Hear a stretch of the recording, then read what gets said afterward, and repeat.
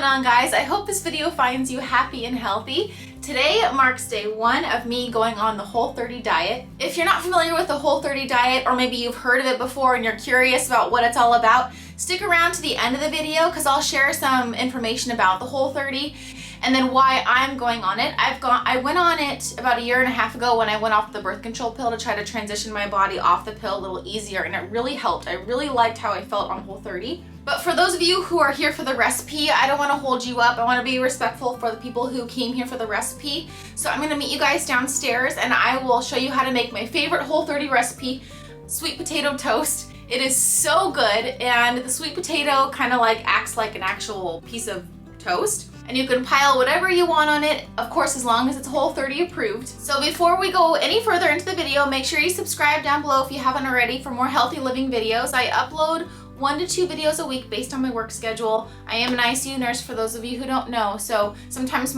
my weeks are crazier than others, so just depending on that. So I'll meet you guys downstairs in the kitchen and I'll show you how I make my favorite recipe, and then I'll meet you guys back up here for those of you who are interested in the Whole30 diet and why I'm doing it. And yeah, it's February 1st today, marks the first day of Whole30. Be strong.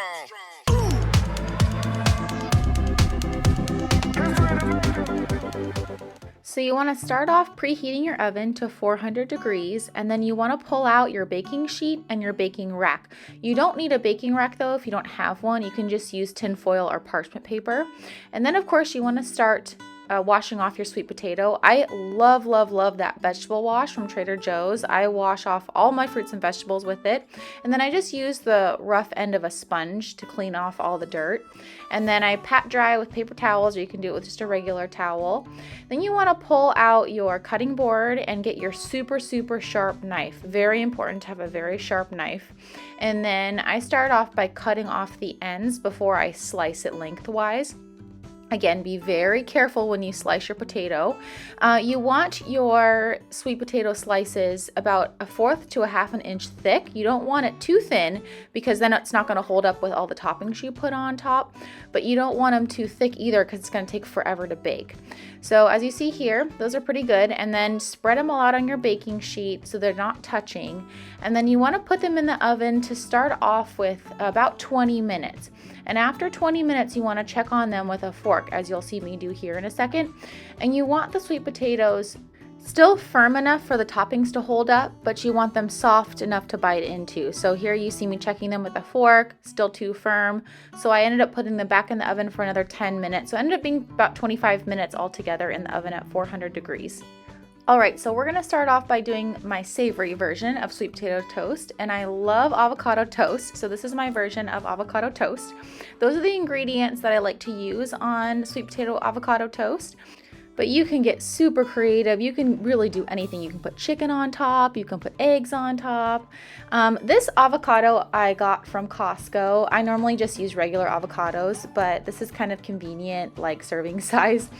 So spread your avocado on your sweet potato at first. And then after I do this, I like to put my spices on top of the avocado so the spices all stay on the avocado. All right. You got your pink salt and garlic powder, onion powder, and paprika and black pepper. And I just sprinkle all these spices on top, but you can use as much as you want.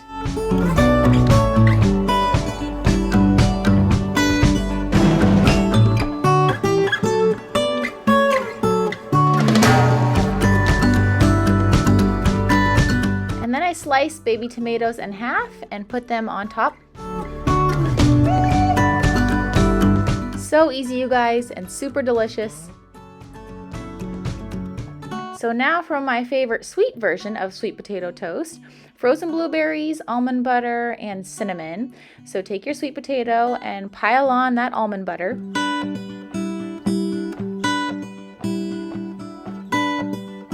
And then sprinkle on the cinnamon. I love cinnamon, so I put a generous portion on top. And then because I have frozen blueberries, I'm going to put them in the microwave for a few seconds just to soften them before I put them on top of the toast. But you can definitely use fresh blueberries if you have fresh blueberries. I didn't happen to have any fresh ones at this time, so frozen works just fine also. And because I love cinnamon so much, I sprinkled a little bit more on top of the blueberries, and there you have it. Super delicious, easy, tasty. And then if you have extra sweet potato slices left over, you can store them in the fridge and then the next day pull them out, pop them in the toaster for an easy, delicious meal. All right, you guys, hopefully you enjoyed that recipe video. I really love sweet potato toast. If you've never tried it before, I highly recommend that you try that recipe. Okay, so now back to why I'm doing Whole30. So like I mentioned before, I went on the Whole30 diet about a year and a half ago when I was trying to get myself off the birth control pill. And I had known from the past of me trying to get off the birth control pill, my body hates going off the pill. So I wanted to minimize as much inflammation as I could getting off the pill. So the easiest way I knew how to minimize inflammation going off the pill was to do it through my diet. And I have been going to my naturopath now for, gosh, almost 2 years now. That's crazy. Yep, and so she's been helping me stay off the pill. Actually, she helped me get off the pill and stay off the pill. But her first recommendation for me was to go on the Whole30 diet when I was getting myself off the pill. I'm very glad that I did. I felt really good when I went on Whole30. And so I actually want to do it again for the month of February. Like I said, today's February 1st, first day of Whole30. So Whole30, it stands for literally like whole foods diet, and 30 is for 30 days. So you're supposed to do this diet for 30 days. Now the founder of this diet doesn't like to call it diet. She kind of likes to call it lifestyle changes, like a reset button to your life, basically. And I agree, it's not really, I guess it is a diet because you are putting restrictions on yourself, but for other reasons other than dieting. So one of the rules for Whole30 is that you are not allowed to weigh yourself beforehand or after. I guess you can after, but you are not allowed to like focus on the scale. You're not allowed to weigh yourself. The other thing you're not allowed to do is to take like body measurements or fat percentage measurements. So this diet is purely like a reset button for your life and a reset button for your overall health. So you're supposed to focus more on how you're feeling. You're supposed to focus on your cravings, and it's really more for your mental health and, like I said, lifestyle changes. So I mentioned inflammation before. So this diet is more of an elimination diet also. So there are a lot of things you can't eat. And so that's why a lot of people use Whole30 to try to figure out food intolerances and allergies. So like for instance, if you're going through something in your body and you don't know why, it could be related to a food intolerance or a food allergy and you don't know what it is. So what Whole30 makes you do is you eliminate all processed foods, you eliminate all sugars, all sugar alcohols, you even eliminate beans and legumes, all grains. So I have my phone here so I don't forget what to tell you, but I'll go through a lot of what you're not supposed to eat. But all in all, you're supposed to focus on whole foods. Okay, just so I don't forget, and like I said, you can read all this on their website.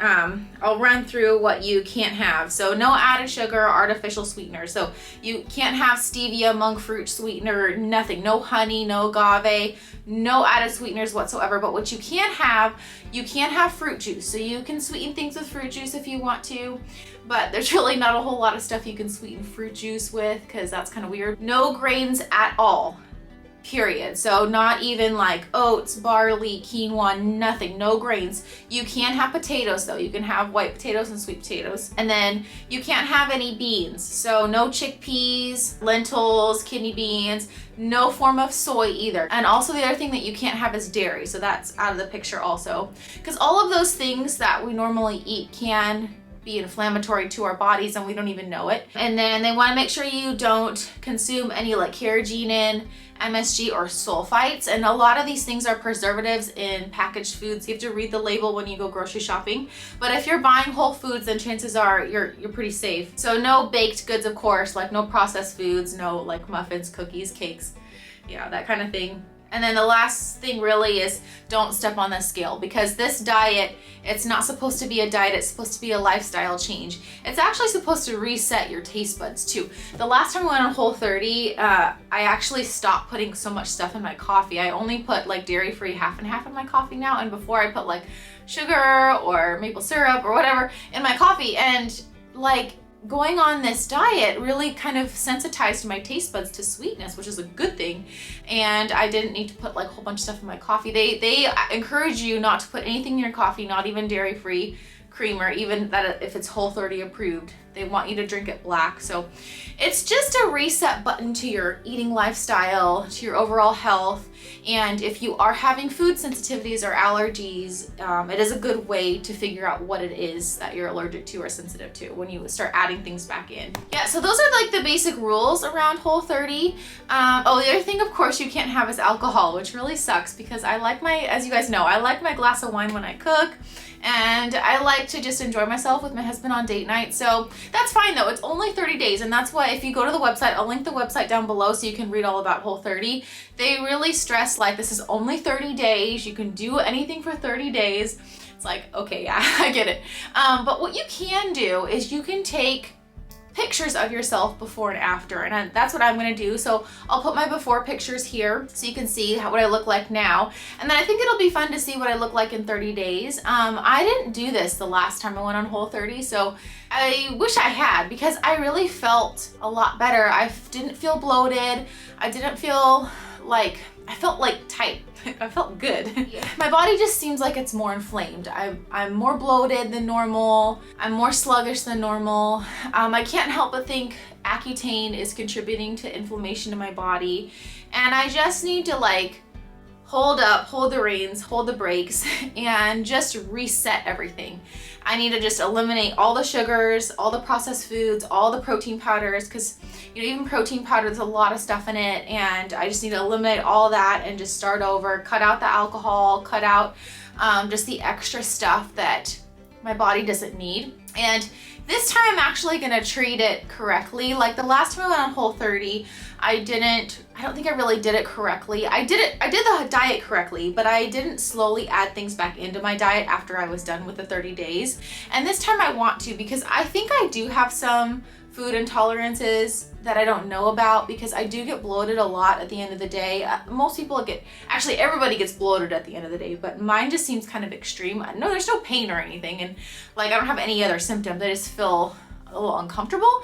So I do want to start like slowly adding like other food items back in after the 30 days. So maybe like 1 week I'll add back oats in, see how I feel.